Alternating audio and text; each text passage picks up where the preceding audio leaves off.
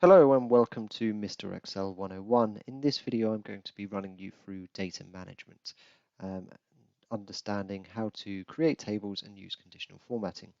So you can see here I've populated some data entries already. So I've got a couple of columns, so the name, nearest city, and a couple of test scores. And my data entries are the people who have completed them, where their nearest city is, and what those test score results are. At the minute, I have no way of really manipulating this data, so what I want to do first and foremost is add a filter. So you can add a filter in two ways, either Control-Shift-L, or if you go to the Data tab, you can click the Filter button. So from this, I could click on the filter, and I can filter my data for example, London, and this would only show me the data entries which come from London. I can clear that filter using the button as so. And I can also sort data as well, so I could sort from highest to lowest. And in addition, to be able to manipulate the data within the table, you can use the options within the ribbon. So here I can click to clear the filter, and also I could sort the data as well.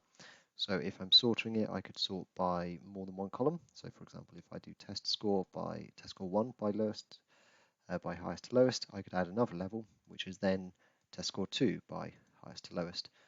So in this instance, wherever I've got the same score for two people, such as here, Holly and Jody, they've got the same score on test 1, but Holly is higher because she's got a higher score on test 2. The next thing you'll want to do is actually, do you want to put this data in a real table? So for that, you can go to Insert, and there's an icon here for Table.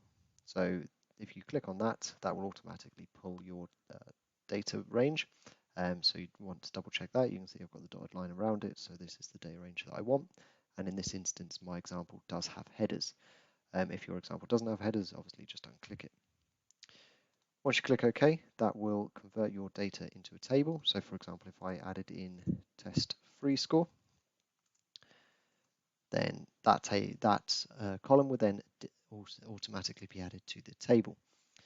If I make that a little bit bigger.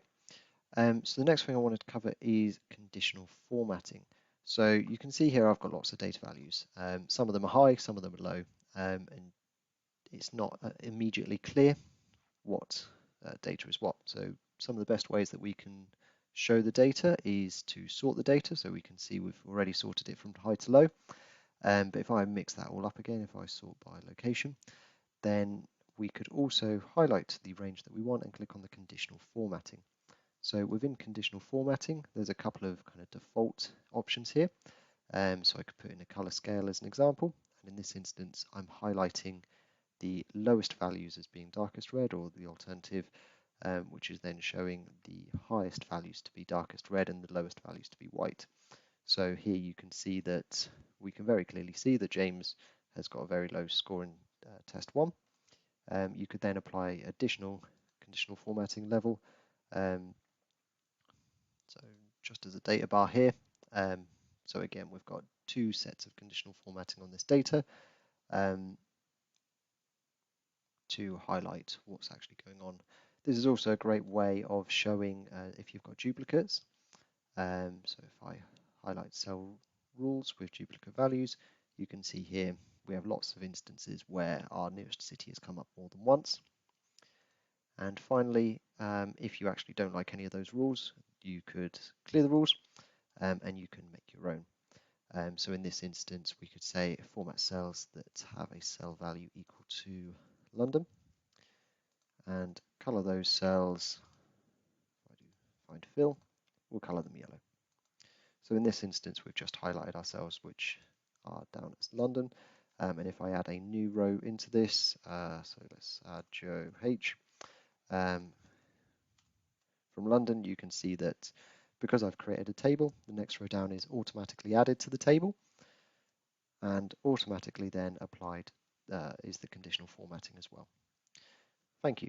For more content, please like and subscribe.